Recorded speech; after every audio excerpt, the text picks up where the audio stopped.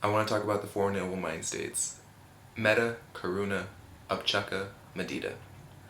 Now, some of these are understandable, very easily translatable, and some of them are not.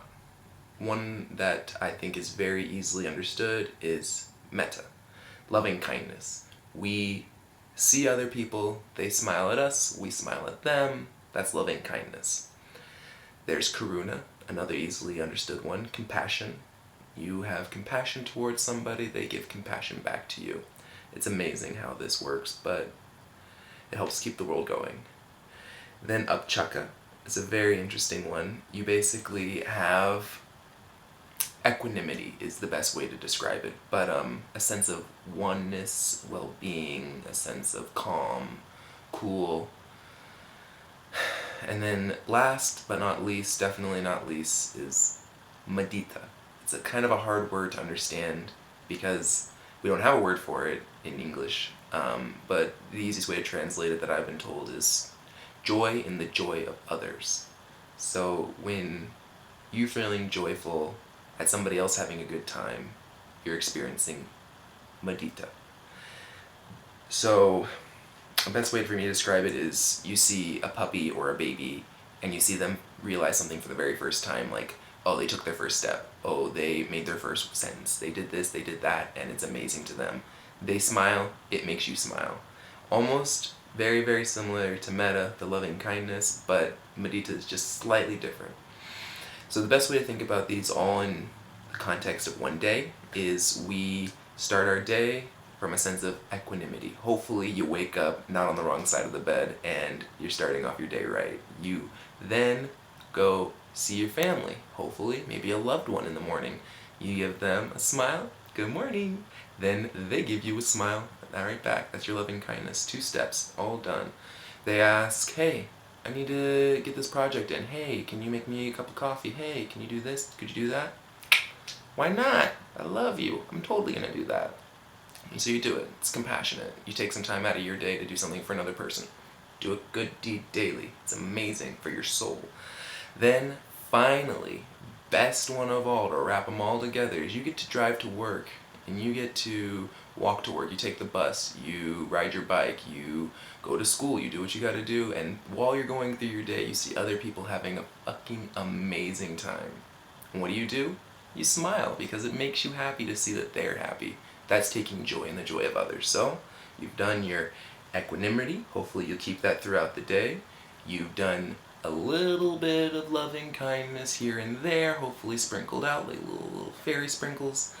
Then you get yourself a little bit of compassion in there, hopefully. And last but not least, always, always, always take joy in the joy of others. So those are the 4 noble mind states as I've been told. Now, bonus, the 5th mind state that I picked up.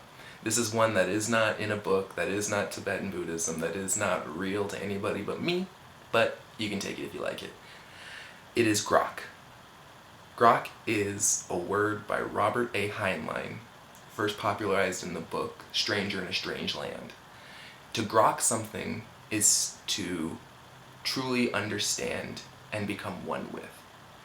To grok is to hate, but to grok is to love. To grok is to drink something because you have become one with that. But technically it has become one with you. So it's very hard to explain. But when you read the book Stranger in a Strange Land, they'll say, oh, I grok it. Oh, I grok that. So it kind of sounds like, oh, I understand. But it's much deeper than that.